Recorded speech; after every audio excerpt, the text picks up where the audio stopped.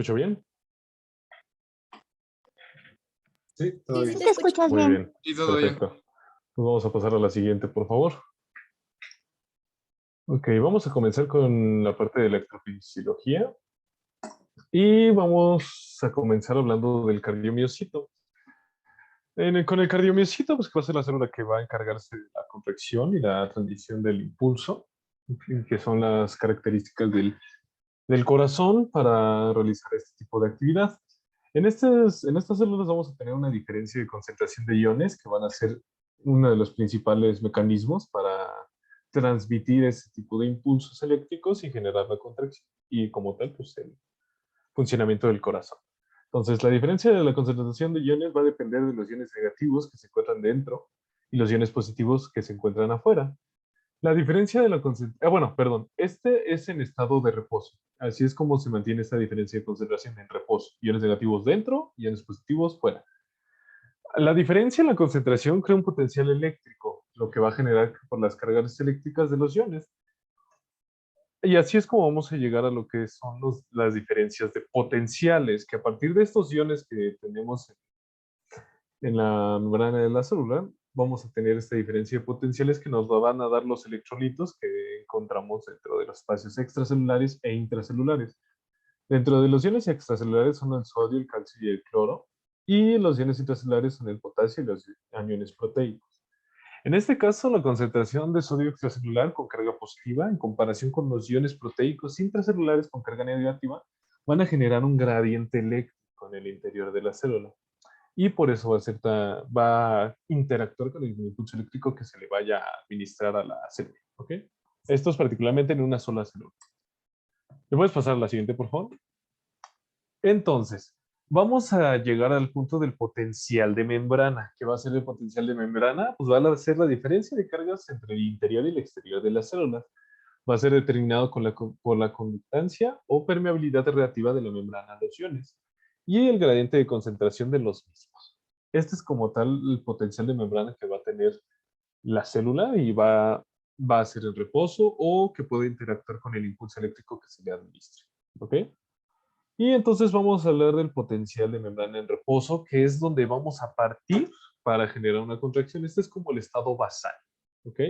Y el estado basal va a oscilar entre menos 80 y menos 90 milivolts en relación con el exterior y es determinado por el potasio, que va a ser el que tiene más concentración intracelular que la extracelular, ya que pues, las membranas celulares en periodo de reposo presentan sus canales para los iones intra y extracelulares cerrados.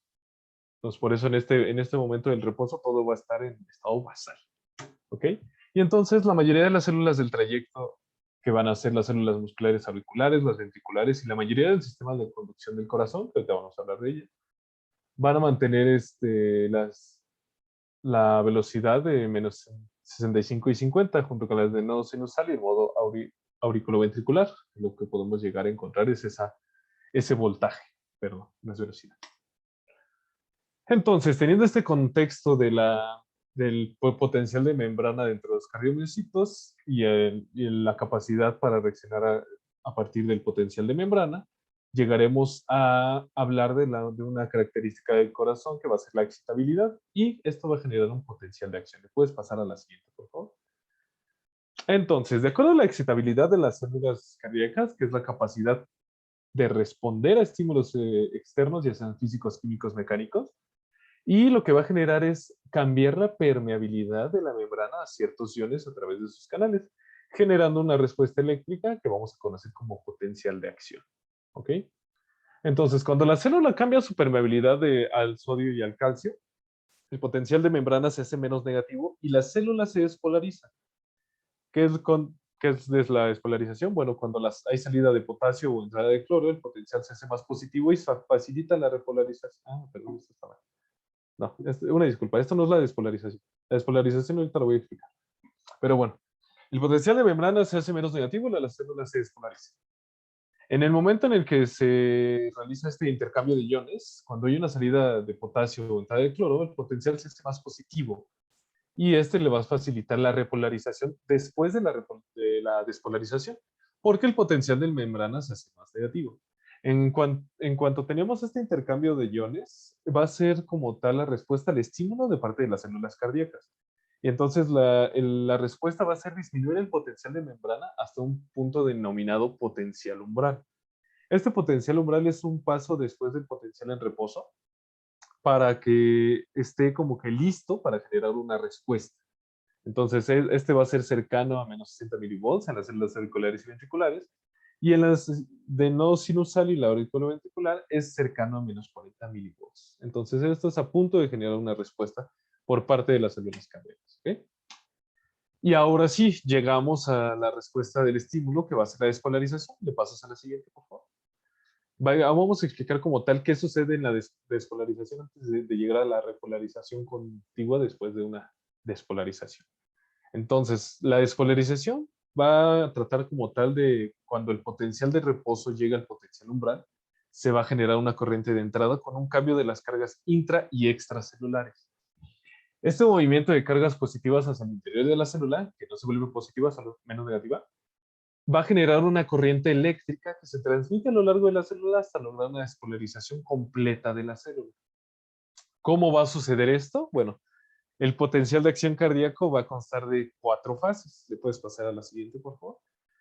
La despolarización, de que se va a generar a partir del potencial de acción, va a constar de estas fases que parten de ciertos momentos de intercambio de iones intra y extracelulares para la despolarización de la célula. Como tal, esto me imagino que ya lo recuerdan de sus clases de fisiología de cardio, pero pues es bueno recordarlo. Entonces vamos a explicar cada una de las fases. ¿Ok? En la fase 0 vamos a aumentar la conducción de la membrana al sodio y aumentar el flujo intracelular. Nos va a entrar el sodio. Esto va a ser mediado por canales rápidos de sodio.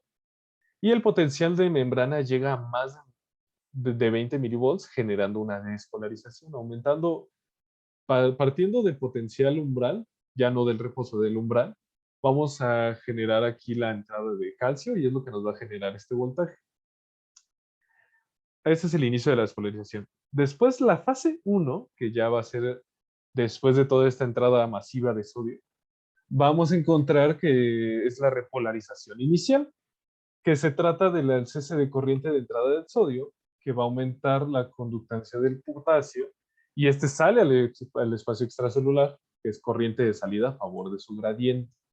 Entonces, al entrar el sodio vamos a sacar al potasio, que se le llama en bioquímica la corriente de salida a favor de su gradiente. Y hasta este momento es como la repolarización inicial, que ya, o sea, después de la despolarización completa de la célula, es como se va repolarizando un poquito más lento, que es cuando vamos a llegar a la fase 2, que va a ser la de meseta.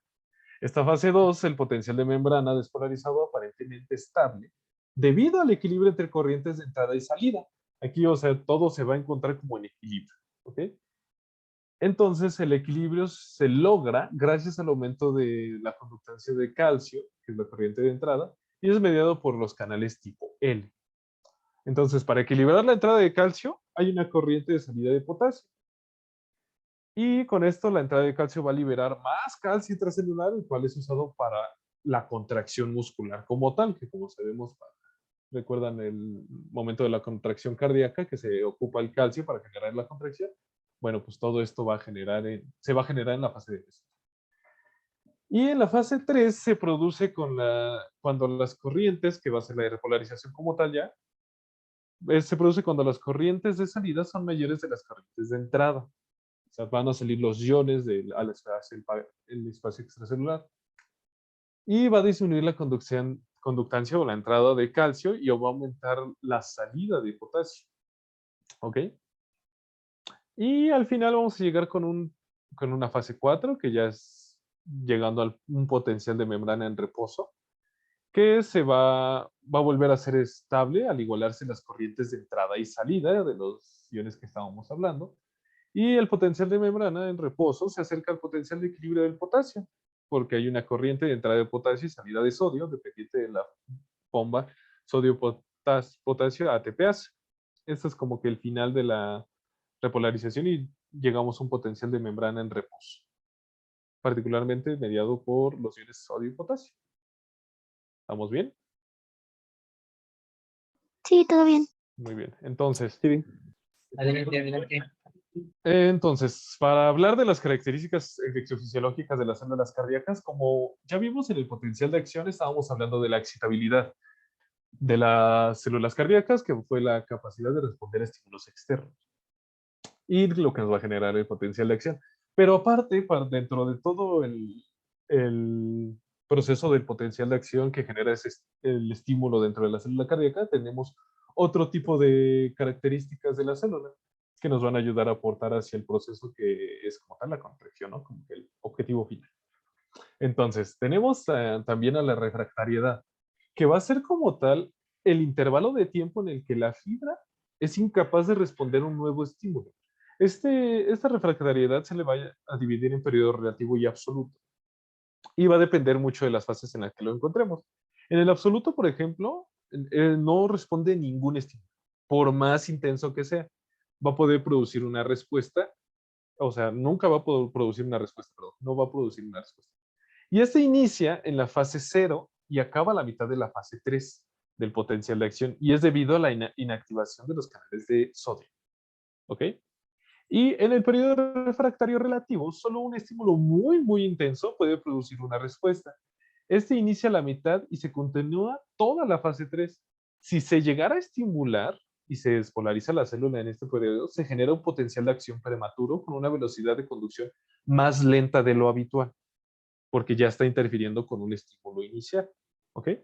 Esto va a ser la característica de refractariedad, perdón. Luego, vamos a pasar a la contractilidad. Esto como tal pues va a ser propiedad mecánica de las células cardíacas para contraer. Es literalmente como se define la contractilidad. Esto va a depender del calcio intracelular del retículo sarcoplásmico liberado al espacio intracelular para ser usado por la actina y la miocina, que es lo que estábamos hablando sobre la fase 3 dentro de la liberación de calcio dentro de la célula para generar esa contracción. Esta es la característica de contractilidad como tal. Y luego pasamos a la conducción, que esta se define como capaz de conducir los estímulos sin que disminuyan de intensidad conforme pase de célula a célula, porque es lo que vamos a ver dentro del corazón, que necesitamos una transmisión del estímulo a través de célula y célula, y la mejor característica es de que no se pierde nunca la velocidad de este estímulo, ni la intensidad. La intensidad, perdón. Entonces, asimismo, durante el trayecto que sigue el estímulo eléctrico a través del corazón, se van encontrando con células que lo conducen con más o menos velocidad que otra. Esa es la única sí que difiere, por eso corrigí hace un momento. La velocidad sí difiere, la intensidad no. ¿Por qué va a diferir la velocidad? Bueno, ya dependiendo de lo que estemos hablando dentro del sistema de conducción, ya que también, como vimos hace un momento, los voltajes también difieren entre las células a través de la conducción cardíaca. Entonces, la velocidad de... ¿Perdón? Esto depende de la presencia de células principales o marcapaso, ¿no? O de las Ajá, fibras de exactamente. despolarización lenta. Entonces, esas fibras de despolarización lenta son las que tienen primordialmente automatismo. Las otras propiedades que comentó su compañero, pues la tienen las demás, ¿no? La contractilidad, pues todas, ¿no? La excitabilidad, todas. La conducción, todas. El automatismo es la propiedad que tienen las fibras de repolación lenta, y la refractariedad, esa no la tienen las fibras de repolación lenta, por eso es que son capaces de ser las que llevan el ritmo de la despolarización, ¿vale? Entonces, vamos a la siguiente. Ok, pasamos a la teoría del dipolo. Entonces, la teoría del dipolo, vamos a encontrar que al despolarizar una célula se invierte su polaridad, lo que conduce al estímulo y la excitación de cada una de las células por el potencial de acción que se genera en la célula contigua. Entonces, como sabemos, pues va a ser en cadenita, ¿no? Y esto va a condicionar que la polaridad celular se vaya invirtiendo progresivamente, lo cual le da un sentido direccional al viaje del estímulo. Este estímulo se le va a llamar un dipolo y se va a definir como un par de cargas de igual magnitud, pero de polaridad diferente, positivo y negativo, que se desplazan por una célula o grupo de células en un solo sentido. ¿Ok?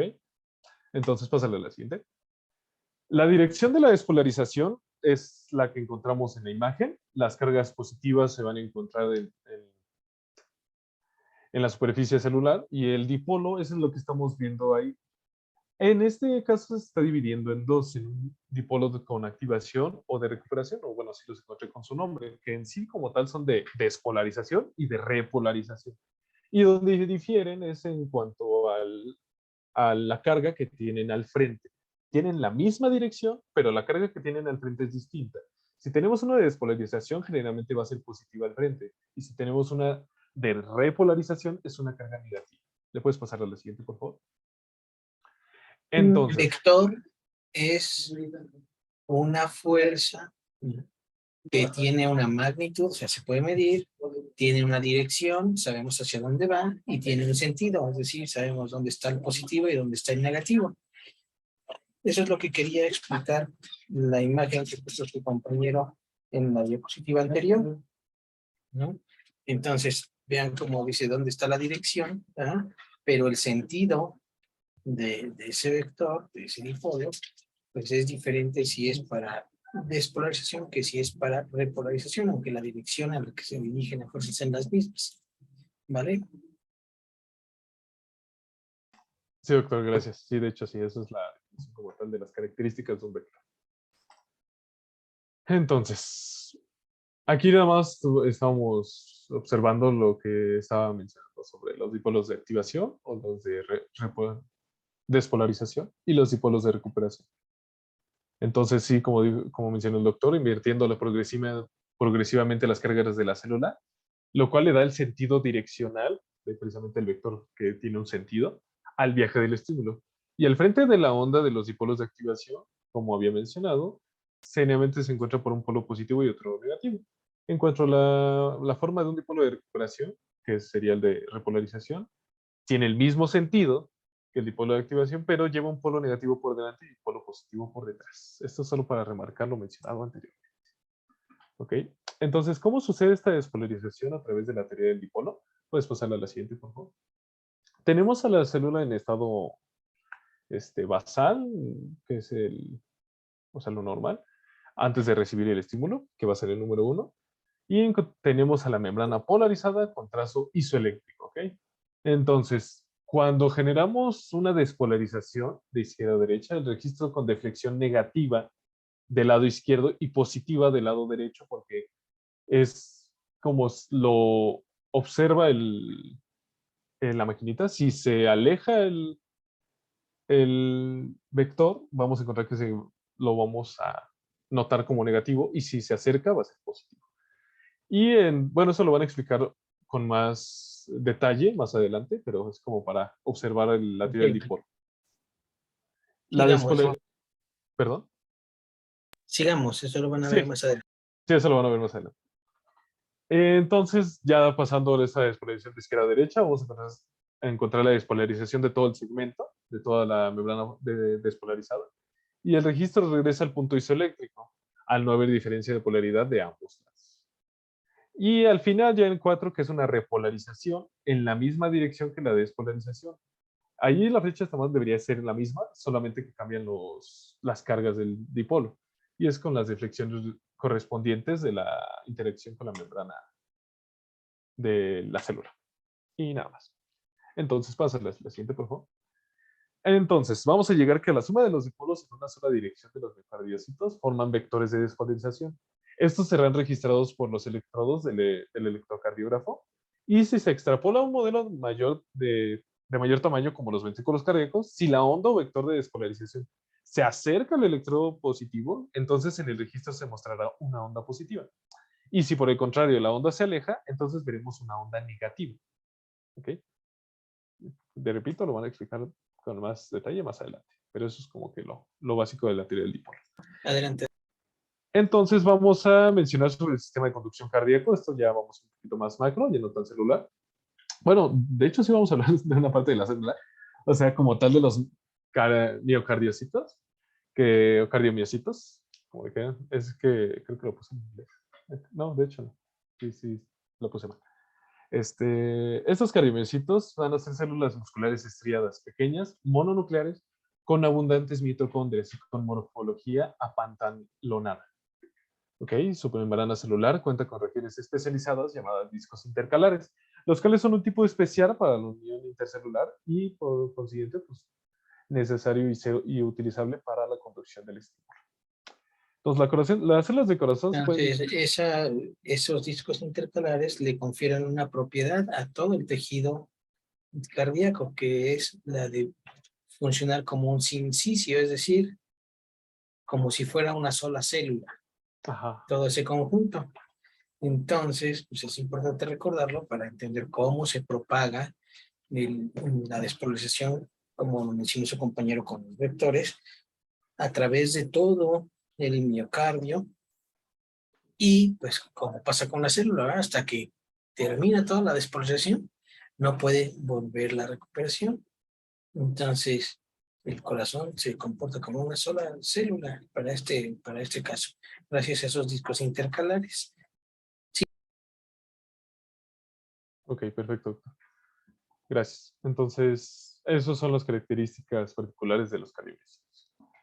Y en cuanto al proceso de activación del corazón, que va a ser el sistema de conducción cardíaco a través de las fibras, vamos a encontrar que se va a iniciar voy a explicar todo el proceso. Se va a iniciar desde el nodo sinusal, nodo sinoauricular. Está situada en la zona posterior superior en la aurícula derecha, entre la desembocadura de la vena cava superior y el tabique interauricular. Desde este nodo sinoauricular, el impulso eléctrico se extiende por las aurículas, lo que se produce la despolarización y su consecuente contracción, por lo que, y por las haces, perdón, de conducción internodales de Bachmann, las Wenckebach y las de Torre, alcanzan al nodo auriculoventricular. En el momento en el que alcanzan el nodo auriculoventricular, que se localiza en la base del tabique interauricular, próximo a la intersección del velo septal tricuspide, bueno, encontrándose en este lugar, en este punto, el estímulo sufre un retraso fisiológico que garantiza una adecuada sincronía entre aurículas y ventrículos. La contracción auricular ocurre en el tercio final de la diástole, antes del inicio de la sístole ventricular, lo que posteriormente se va a propagar por el haz de His, como ya sabemos, localizada en el tabique o septo interventricular, bifurcándose en las ramas derecha e izquierda.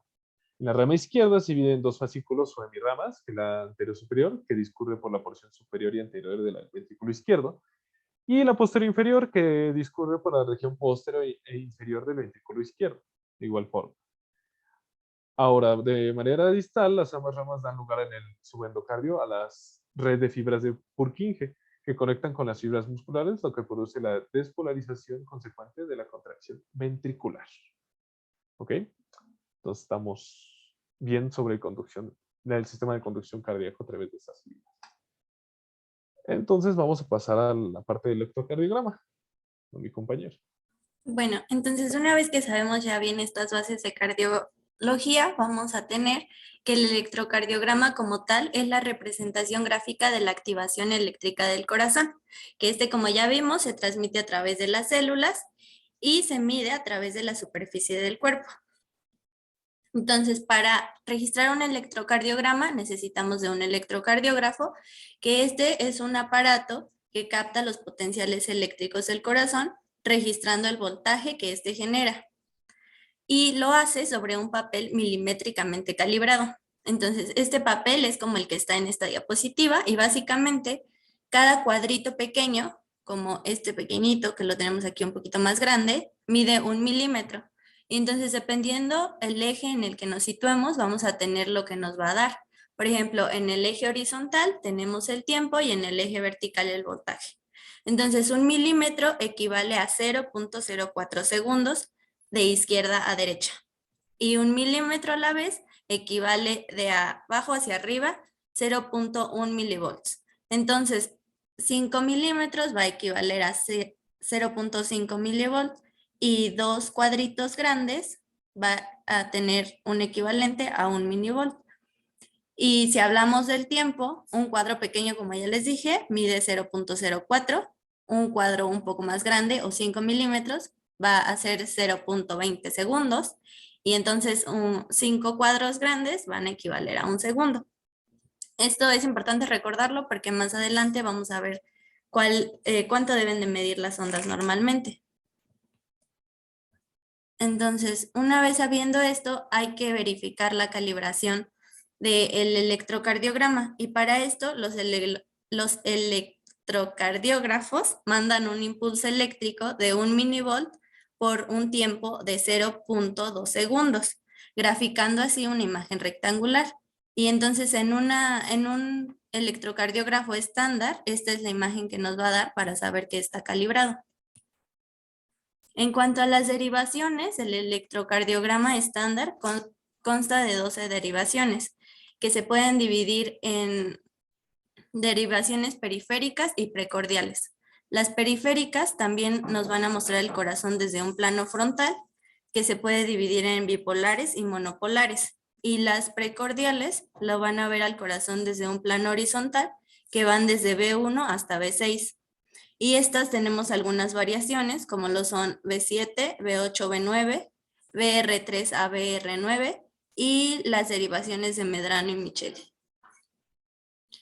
Entonces, para empezar, las derivaciones bipolares. Bueno, tenemos que los electrodos generalmente se colocan, los periféricos, se colocan en cada una de las extremidades. De manera general, van a tener un código de colores. La mano derecha va a usar un electrodo rojo, la mano izquierda un electrodo amarillo, el pie izquierdo un electrodo verde y el pie derecho uno negro. Sin embargo, el negro pues solamente nos va a indicar la Tierra.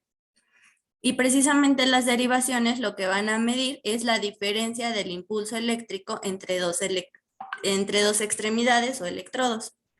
Y van a formar un triángulo, que es el triángulo de Einthoven.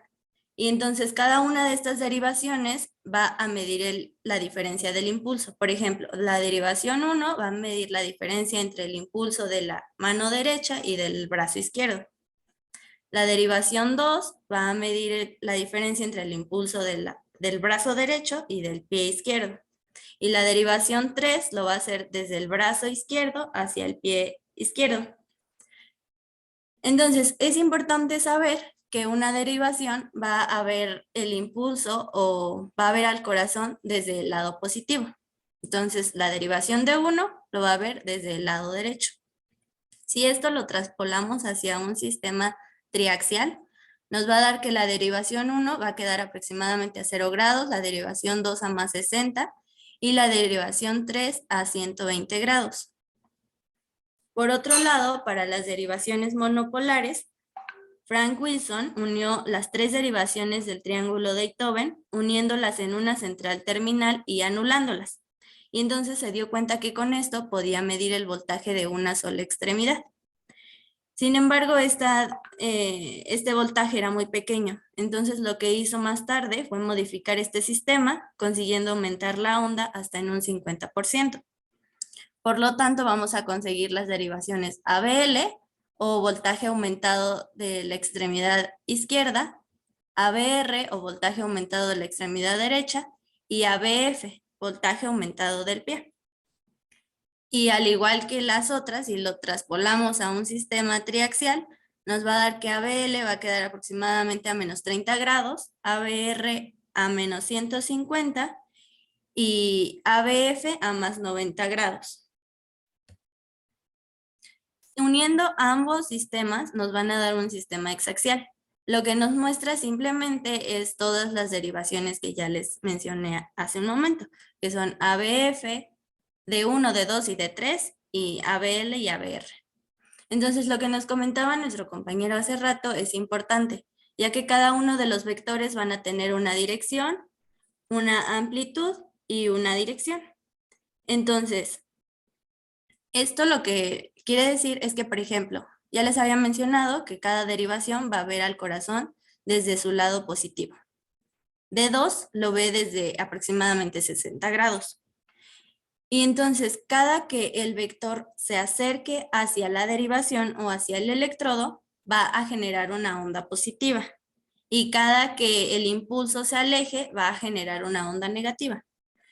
Entonces, por ejemplo, en D2, cuando el vector 1 se acerca, va a generar una onda positiva. Y como tenemos el vector 1 en las aurículas, esta nos va a dar una onda positiva que representa la onda P.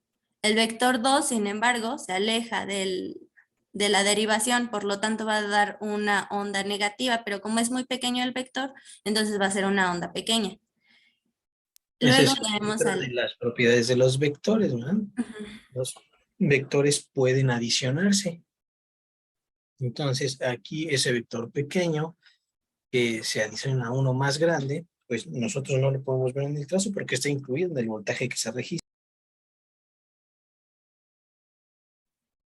Sí, exacto. Gracias, doctor.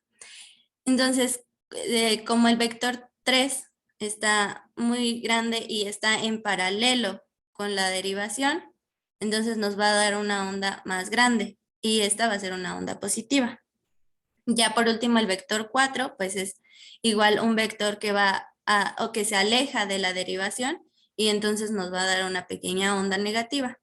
Y entonces esto explica por qué en ABR las ondas son negativas, porque generalmente los vectores se alejan de la derivación. Entonces, por otro lado, tenemos las derivaciones precordiales. Y estas, pues como ya les había dicho, corresponden a de B1 a B6. Entonces, por orden de colocación, primero va B1, que se encuentra en el cuarto espacio intercostal y la línea paraesternal derecha. Luego tenemos a B2, que se encuentra en el cuarto espacio intercostal y la línea paraesternal izquierda. Luego tenemos que colocar a A la B4. izquierda. Sí, Siempre va de la derecha a la izquierda. Acuérdense que cuando están frente a su paciente, la derecha del paciente queda a tu izquierda.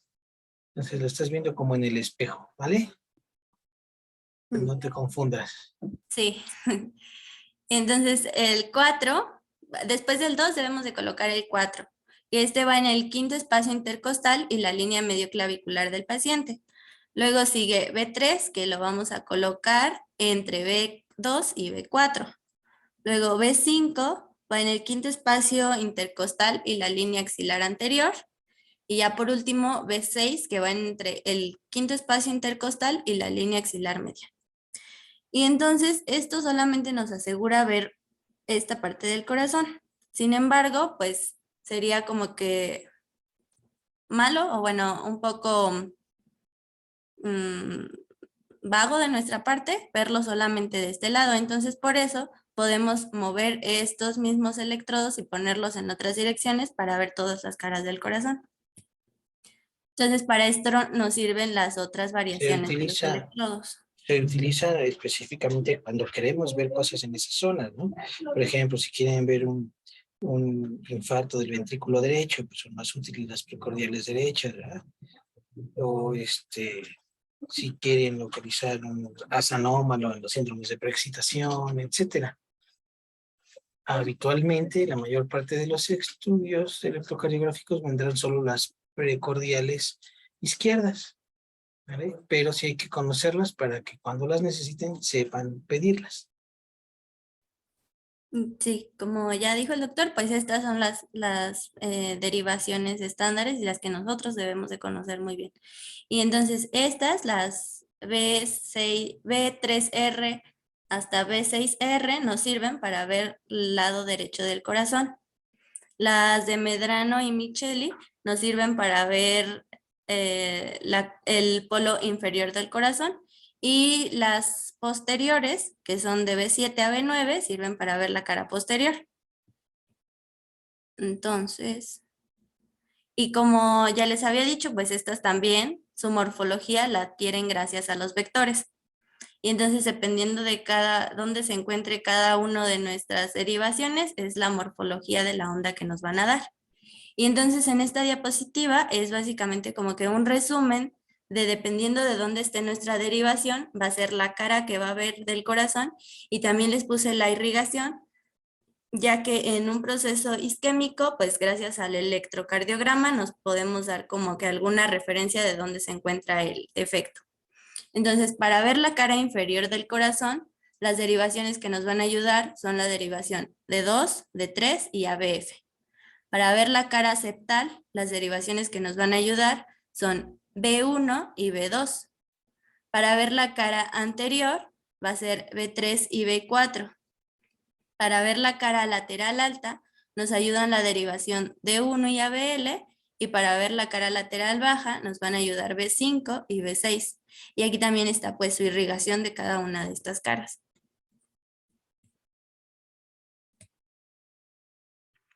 Muy bien, ahora como tal, pues vamos a mencionar un poquito para recordar cómo es que se coloca cómo se colocan los distintos electrodos del electrocardiógrafo y pues cómo se toma el registro, ¿no? Como tal, lo primero que se tiene que ver es si hay, si hay papel dentro del electrocardiógrafo, si no, pues colocarlo. Posterior a esto, se menciona que hay que colocar las pinzas de los electrodos, de las derivaciones periféricas en el interior de las muñecas y los tobillos, con el código de colores mencionado previamente por Jazz.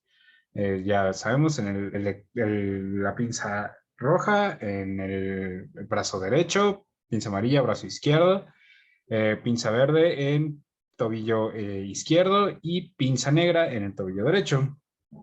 Posterior a esto, habría que verificar. No se guíen mucho por el código de colores porque cambia con cada proveedor. Entonces, Exactamente. léanle ahí los electrodos, vean el cable que tienen aquí representado, creo que es de un Contec, como trae un código de colores distinto, pero trae con siglas la nomenclatura en inglés, ¿verdad? De los diferentes electrodos. Entonces siempre mejor lean. Por ejemplo, el del pie izquierdo habitualmente viene como F o LL, ¿no? Entonces, aunque siempre voy a ir. Y el neutral habitualmente viene como RL, no viene como neutral. Pero puede cambiar el color. La mayor parte de los electrocardiógrafos de esta zona del mundo viene con verde, ¿no? Entonces, y el electrodo verde viene con negro. No se confíen en los colores, mejor lean las siglas. Así es, siempre hay que leer las siglas y también aplica para los vectores precordiales igualmente. O sea, también se menciona que hay una nomenclatura para los chupones, sin embargo, pues siempre hay que verificar tanto el chupón que esté acorde a pues cada uno de los electrodos. Y bueno, se van a colocar, como ya había mencionado en las posiciones mencionadas por Jazz. Y posteriormente, dale a la siguiente, por favor. Posteriormente, pues se va a ver si en el caso de que haya una pantalla en el electrocardiógrafo, se puede verificar si hay una onda P negativa, tanto en B1 como en ABR, esto para verificar si no hay una transposición de grandes cables. Y posteriormente de esto, se puede evaluar si la calibración del electrocardiógrafo, como ya se había mencionado, de 1 milivolt por 0.20 milisegundos. No, de 200 milisegundos, perdón. Y ya después de haber verificado esto, se puede imprimir el electrocardiograma. Lo más común, uno de los fallos más comunes es precisamente, como ha mencionado el doctor, pues el confiarse de los códigos de colores de los cables y pues ya se les anda, o se anda infartando supuestamente el paciente o anda con una dextrorrotación, y pues no es el caso.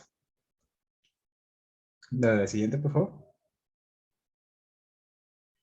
Ahora sí, vamos a hablar sobre el electrocardiograma normal y primero vamos a hablar sobre la nomenclatura de este. Tenemos en primera instancia las ondas. La primera onda que vamos a ver va a ser la onda P. Esta va a ser la onda que representa la despolarización atrial o de la despolarización auricular y esta va a tener como característica que es una onda redondeada de duración aproximada de 0.10 milisegundos, bueno, 0.10 segundos, perdón, y un voltaje de 0.25 milivolts. Esta es positiva en todas las derivaciones con excepción de B1 y ABR, como ya habíamos mencionado, debido a la posición y a la perspectiva de estas derivaciones respecto al impulso de la onda. Posterior a esta tenemos el complejo QRS. No se mencionan las ondas por separado, ya que pues todas tienen que ver o todas están relacionadas con la despolarización ventricular. Estas tienen una duración aproximada de 0.06 y a 0.10 segundos y tienen una nomenclatura bastante variable. Si le puedes dar a la siguiente, por favor. Aquí tenemos algunas de las diferentes ondas que podemos tener en un electrocardiograma. Recordemos que las letras minúsculas son para ondas menores a 0.5 milivolts, a lo que es lo mismo, menores a 5 milímetros. Y en mayúsculas tienen que ser mayores a 5 milímetros. Tenemos aquí pues varios complejos CRS. También tenemos QRS. Es normal que en algunas derivaciones o incluso en los registros completos pues no se represente la onda Q. Esto es normal. Algunas alteraciones o defectos que podemos ver es, por ejemplo, el QS. Ese no es una onda normal. También la R mellada, que está representada con una RM, también no es normal, así como el hecho de tener dos ondas positivas dentro del complejo. Entonces tendríamos una onda R, que sería la primera onda positiva, ahí tendríamos una onda S, que sería negativa, y posteriormente tendríamos una nueva onda R, que no debería de estar ahí, y por lo tanto se le representa como una R'. Y ya vemos que depende de su magnitud, puede ser mayúscula o minúscula. Dale a la siguiente, por favor. Bueno, un clic. Y la siguiente onda que tenemos va a ser la onda T y va a representar lo que es la repolarización ventricular. Suele ser positiva en todas las derivaciones, con excepción de ABR. Y en ciertos casos especiales suele ser negativa en la mayoría de las derivaciones en casos de personas obesas o en casos de niños menores de 6 años. La onda U es de carácter positivo. No hay aún, hasta donde yo he consultado, una origen o una explicación de cuál es la génesis de la onda U. Sin embargo, pues es una onda que sucede a la onda T y es de escaso voltaje. Suele estar en las derivaciones precordiales exclusivamente. Cuando puedan, lean el libro de mi suegro. Ahí dice por qué se genera la onda U, qué vector de despolarización la genera, y pues son las regiones posterobasales, ¿no? Del ventrículo. Ok. Bueno, muchas gracias, doctor. Doctor, ¿y cuál es ese libro? Pues el de mi suegro. Ah, no, pues sí. Es el de Sodi Payare. Ah, ok, gracias. Por si se preguntan por qué, pues, en mis épocas de adolescente tardío, Sodi Payares era el que mantenía a Thalía.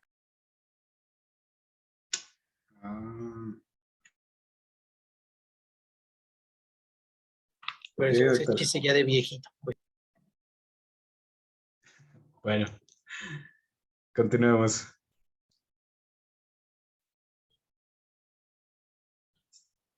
Como tal, no, vamos a tener segmentos e intervalos. Estos van a estar, bueno, son compuestos por las ondas, ¿no? El primer intervalo que vamos a tener va a ser el intervalo RR o intervalo PP. Ambos son útiles. Estos van a ser utilizados usualmente para el cálculo de la frecuencia cardíaca, siempre y cuando estos sean constantes. El intervalo PR va a ser utilizado para poder evaluar si existe el retraso fisiológico en el nodo auriculoventricular.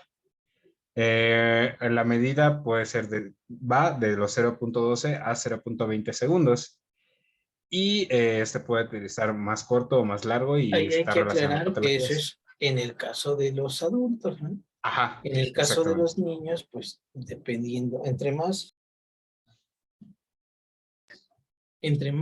rápida sea la frecuencia cardíaca, es más cortito el PR.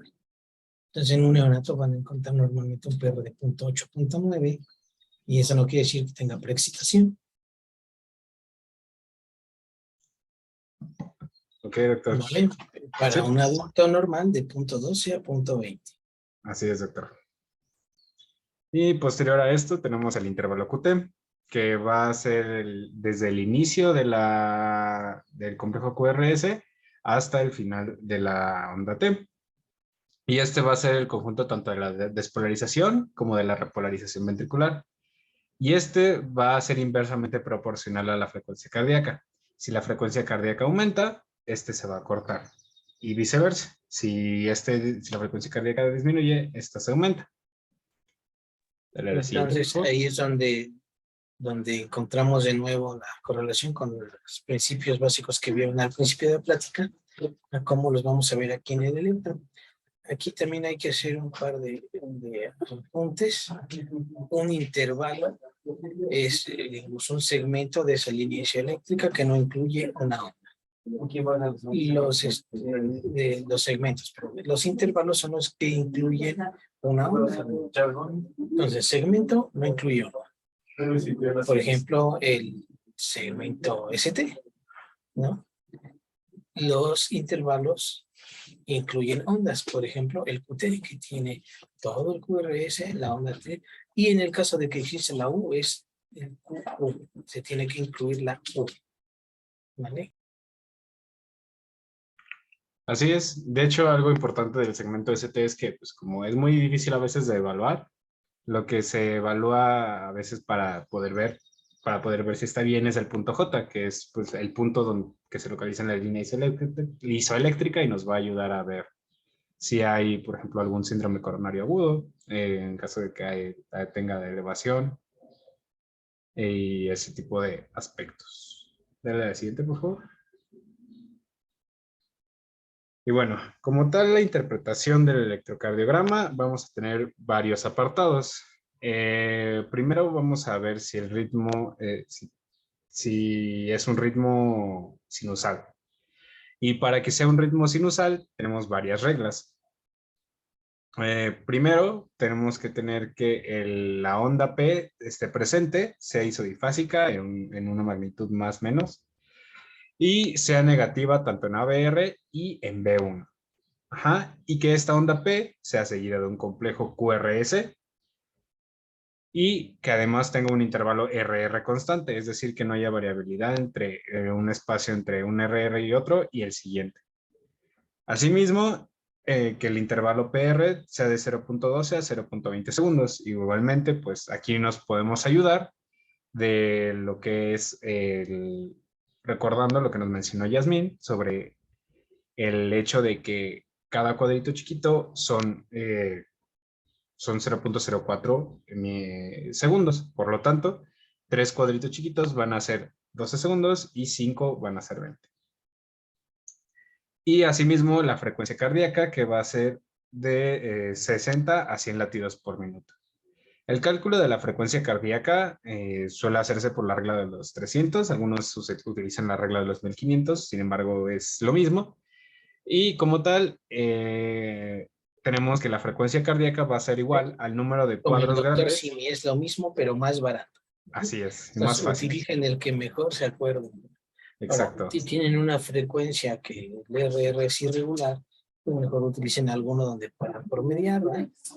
Si Así tienen es. uno que es muy regular, pues sí pueden utilizar uno de estos, porque pues ya saben que todos los RR son iguales. Así es, doctor. Sí, en este caso, pues sí cabe aclarar que pues, este método es solamente para uso de intervalos RR constantes. Y así como vemos en este ejemplo, tenemos aquí, nos marca un electrocardiograma con 3 cuadros grandes de diferencia en un intervalo RR. Y este intervalo, pues lo vamos a dividir entre 300. Pero imagínense que no tenemos un electrocardiograma con así súper preciso, los cuadritos grandes. Pónganle que tengamos uno con estos 3 cuadritos y 2 cuadritos chiquitos, ¿no?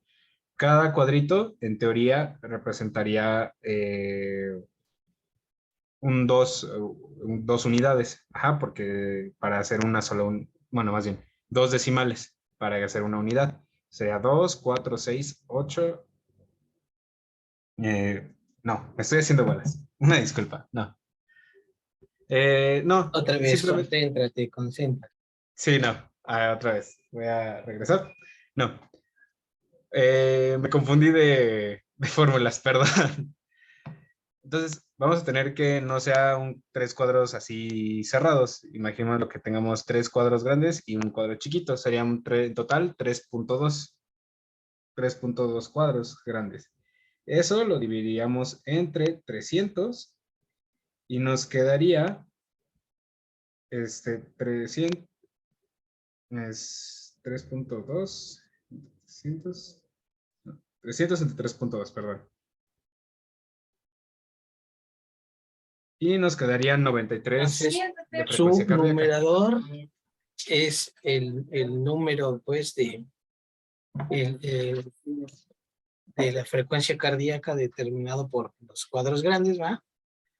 Y el numerador sería el número de cuadros grandes. ¿Sí? Entonces, vean, si agarran el ejemplo que les puso de 3 cuadros grandes, entonces, un primer cuadro grande serían 300, ¿va? Con un segundo serían 150 y con un tercero serían 100, ¿no? Entonces, por eso les pone la frecuencia, el número de cuadritos ahí entre el número de cuadros grandes, el número, pues, de los latidos. A mí se me hace más fácil que tomen una referencia útil para hacerlo rápido. Entonces, estas plumitas tienen la medida exacta de un intervalo de 6 segundos. Entonces, si la ponen ahí y cuentan cuántos complejos QRS cubre el espacio de una pluma Bic, pues ya nada más le ponen un 0 y ya lo tienen, ¿no? Si usan, por ejemplo, una hoja tamaño carta, ¿sí? El borde largo es un intervalo de 6 segundos. Entonces, perdón, este es un intervalo de 10 segundos, entonces este lo multiplican por 6, este lo multiplican por 10. Y así es más fácil. Casi siempre van a encontrar que los RR varían un poquito por el movimiento respiratorio normal. Y pues es más fácil hacer así la frecuencia que estar haciendo cuentas y cuentas. Luego les pasa lo que a su compañero. Exactamente. Bueno, pasamos a la siguiente.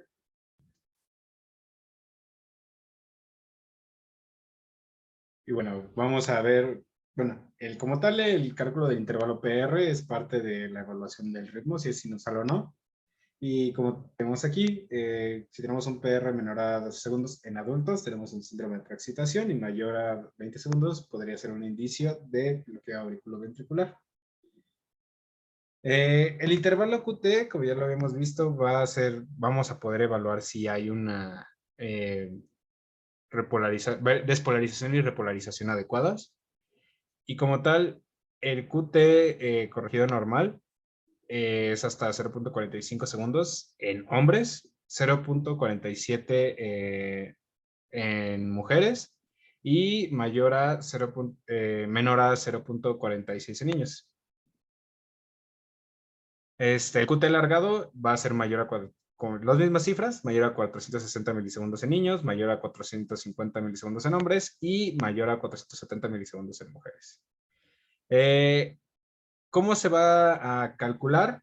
Pues básicamente lo que podemos usar varias fórmulas. La fórmula más utilizada va a ser la fórmula de Bassett, que va a ser el intervalo QT dividido en la raíz cuadrada del intervalo RR.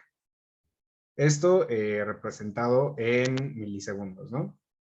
Entonces habría que traducir la longitud del intervalo QT y a partir de ahí tendríamos que dividir a partir de la raíz cuadrada del intervalo RR, que sería lo que nos quedaría ahí.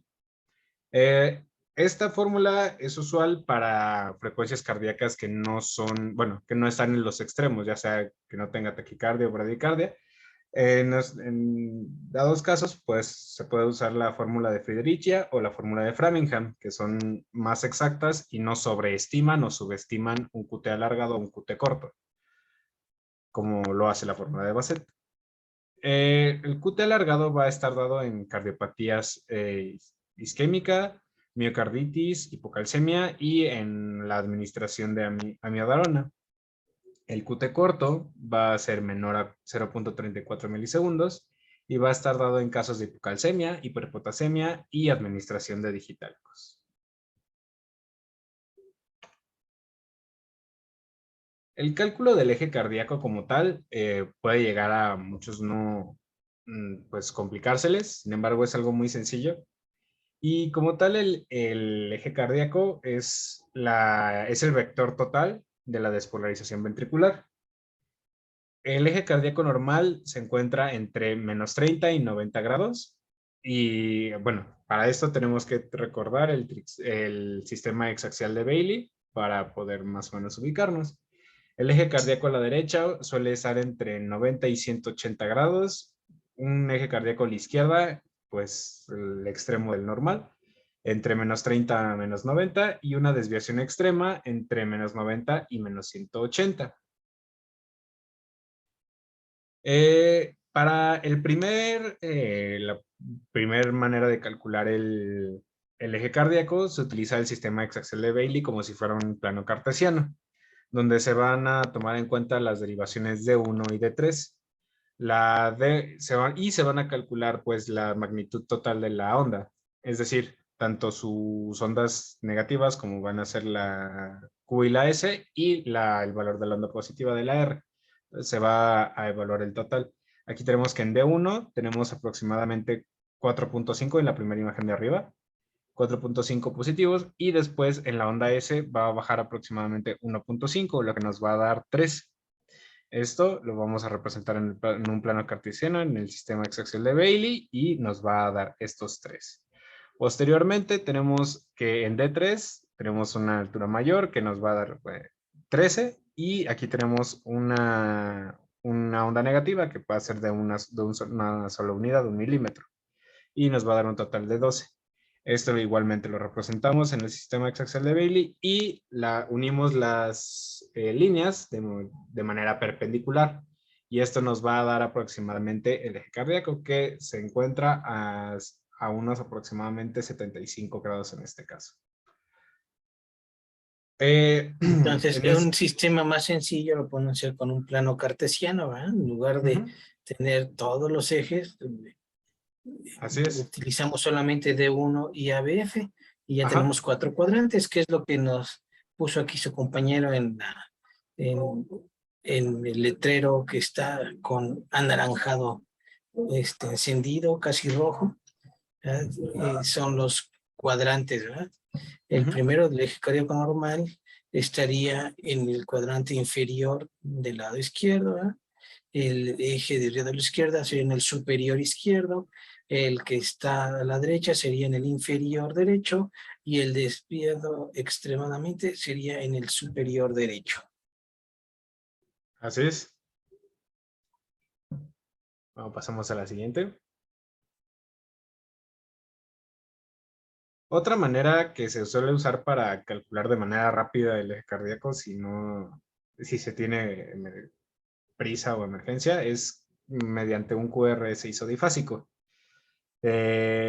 Aquí pues la desventaja es que hay que tener de memoria el sistema hexaxial de Bailey, y en este caso pues encontrar el QRS isodifásico en el registro electrocardiográfico. En este caso nos muestran en un ejemplo que el registro va a ser ABF, y como tal pues lo que tenemos que hacer una vez encontrado el QRS isodifásico es encontrar la perpendicular de esta derivación. Darle la perpendicular, y ahí viene ¿cuál es la perpendicular? Pues D1. Entonces, ¿qué quiere decir? Que el vector se aleja y se acerca lo mismo de ABF, entonces debe ser D1. Y como D1 la vemos positivo, ¿verdad? Entonces sabemos que está apuntando hacia 0. Si la viéramos negativo, estaríamos viendo que apunta a 180, ¿no? Así es. Exactamente. Next.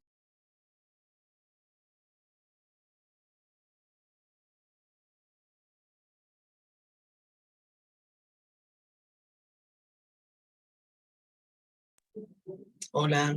Ya. Sí se... Bueno, aquí no sé si sea conveniente hacer un ejercicio, o mejor se los dejo como ejemplo para que si A quieren. ver, Adelante, ¿quién?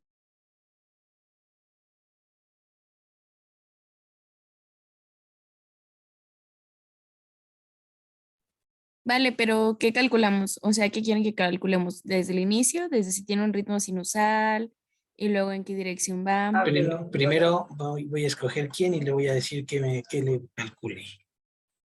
A ver, Marcos Daniel. Marcos Daniel Hola. Santiago. Dinos, ¿qué frecuencia cardíaca tiene este electrocardiograma? Ok, dije cuento. 1, 2, 3, 4, 5, 6, 7, 8, 10, 11, 12, son 13. Sí, no son como 13 cuadritos grandes. A ver, esperen. Esperen. Ah, ¿Cuánto te dio? A ver si haces 1, 2, 3, 4 cuadrados grandes, serían 400 entre 4, ¿no? 400 entre 4. Entre- Si hacemos con la de contarle todas acá, me da 78, porque varía un poco el RR, mira.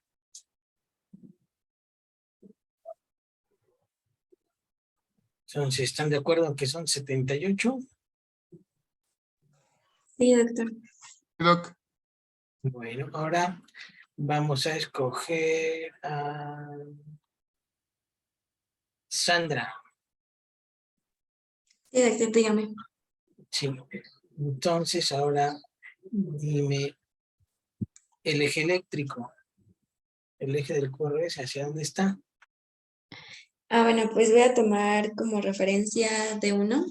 Entonces D1 es positivo hacia arriba y su perpendicular entonces es ABF, que sería, pues ahí está como negativo el complejo QRS. Entonces, por lo tanto, el D1 si es positivo, pues va a estar a lo que es hacia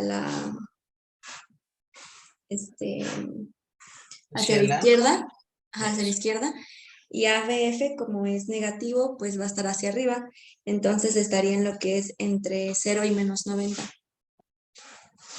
Cuadrante superior del lado izquierdo, como pues es menor el voltaje de ABF que el de D1, pues está más cerca, ¿no?, de la de D1, entonces está más o menos como a unos menos 30 grados, que dijimos que era lo normal, ¿no?, en el adulto, de menos 30 más 90, ¿no? Bueno,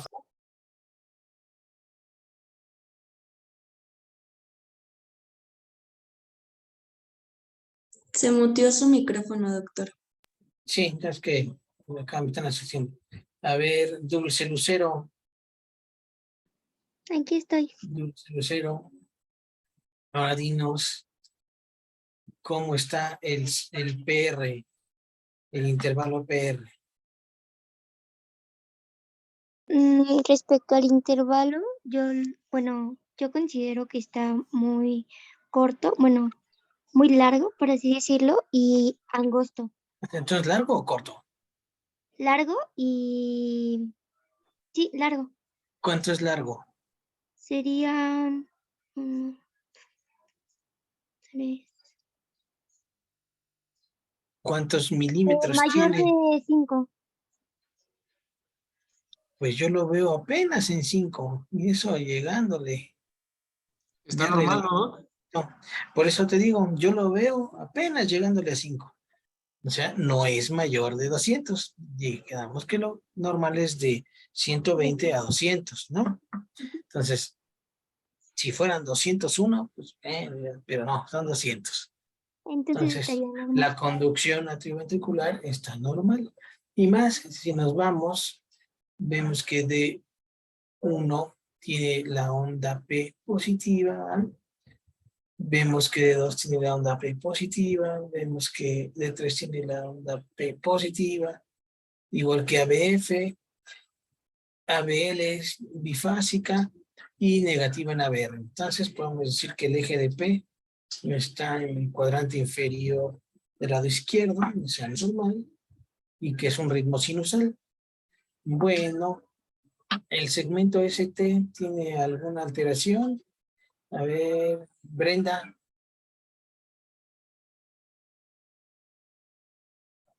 Brenda Méndez, ¿cómo ves? El QT. Llevamos con repolarización. ¿Cuál? ¿El QT? Ujú. Pues yo diría que está sin alteración. ¿Cuál es tu argumento? Ay,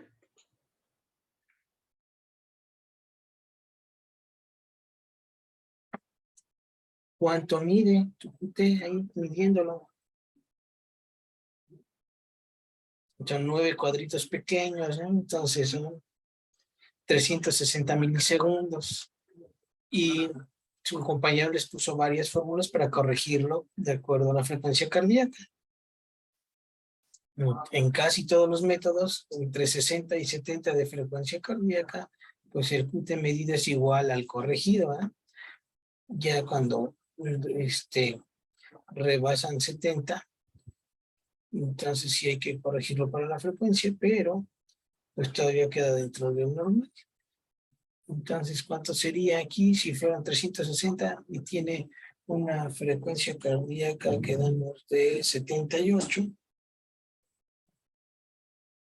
Si lo hacemos con la fórmula de Friederici que contempla esos dos factores, ¿cuánto nos sale?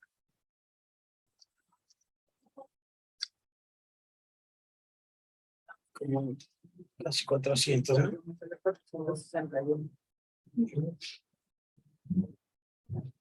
Vamos a calcularlo. ¿No? ¿Todavía no lo calculas?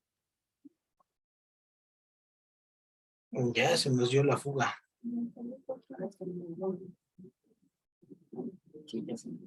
A ver, Leonardo, tú ayúdale.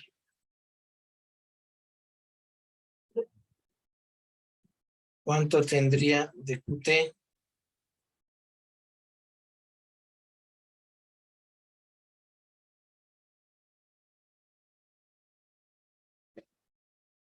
Es 93.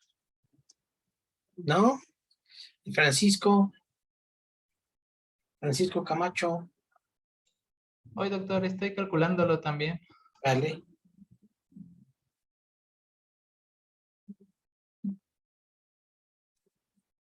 Si van a utilizar la fórmula de Bassett, recuerden que tienen que medir un intervalo QT y luego tienen que medir un intervalo RR, 393 por Friederici.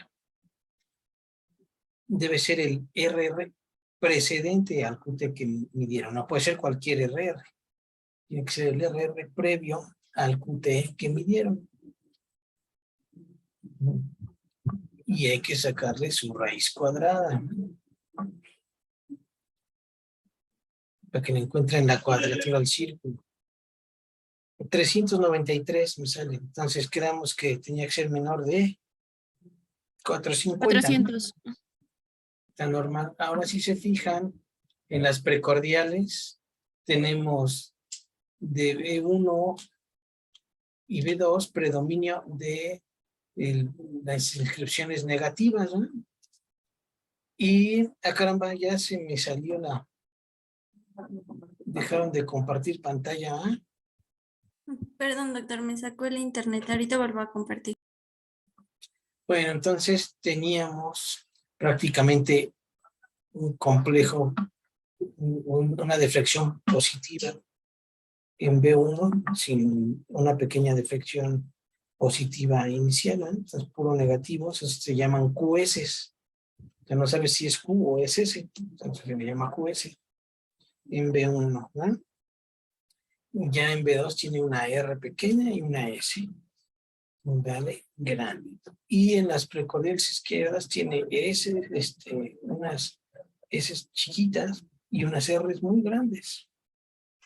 Entonces eso quiere decir, la transición está en B3, eso quiere decir que hay predominio de los vectores de despolarización del ventrículo izquierdo. Si le hacen el índice de Sokolov. Entonces se mide el voltaje de la deflexión negativa en B1, que serían 8, y eso se le suma el voltaje de la deflexión positiva en B6, que serían 10, pues apenas nos dan 18 cuadritos, que serían 1.8 milivoltios. Entonces no podemos decir que haya hipertrofia, solamente es el predominio fisiológico de las fuerzas izquierdas. Vemos que hay un desnivel ascendente del segmento ST, ¿sí? Vemos unas ondas T acuminadas de B2 a B6. El segmento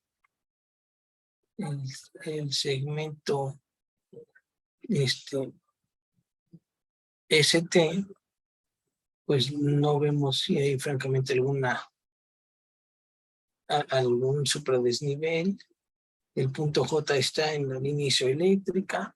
Entonces podría pasar como un electrocardiograma normal, si fuera de un adulto, ¿verdad? ¿Cuál fue la conclusión del equipo que lo presenta? Pues eso es ritmo sinusal, frecuencia cardíaca normal, valores de QT corregido igualmente por la fórmula de Bassett, 0.48. Y nada más. Ya, No, no era normal. 0.40, perdón, no, 0.48, no, 0.44, perdón, una disculpa. Sí, sí. Justitos. A mí me salió con Fridericia 393, de cualquier manera está dentro de lo normal. ¿Vale? Es el que más usamos en niños. Entonces, pues es un electrocardiograma normal, ¿vale? Sigamos. Ya 4 minutos y cortamos porque ya me tengo que ir, ¿vale? Ya me están echando ojitos aquí que ya tengo que ahuecar el ala. Gracias, doctor. Ah, miren, así vemos los electros aquí en la consulta. Mira cómo vemos los electros. Así nos llegan a las interconsultas con los electros como el último. Así nos llegan, nomás con rayitas. Y hay uno que se haga bolas para adivinar qué decía. Y bueno, el electro que vimos era uno normal, ahí está un ejemplo normal. Vean, es el que tiene una frecuencia alta, pero que no se ven ondas P, que los complejos QRS son anchos y que su repolarización es opuesta al voltaje principal del QRS. Esos son ritmos generados en la porción ventricular y habitualmente no son, digamos, útiles para generar gasto cardíaco, es un ataque cardíaco ventricular, y si la ven, cuéntenle a quien más confianza le tengan, que necesita ayuda a ese paciente, ¿vale? Entonces, ya me pasará el equipo su monografía y haré algunas correcciones para que se los pase, pero pues no teman porque pues eso lo vemos siempre cuando pasan a la rotación. Creo que falta una rotación más, ¿no?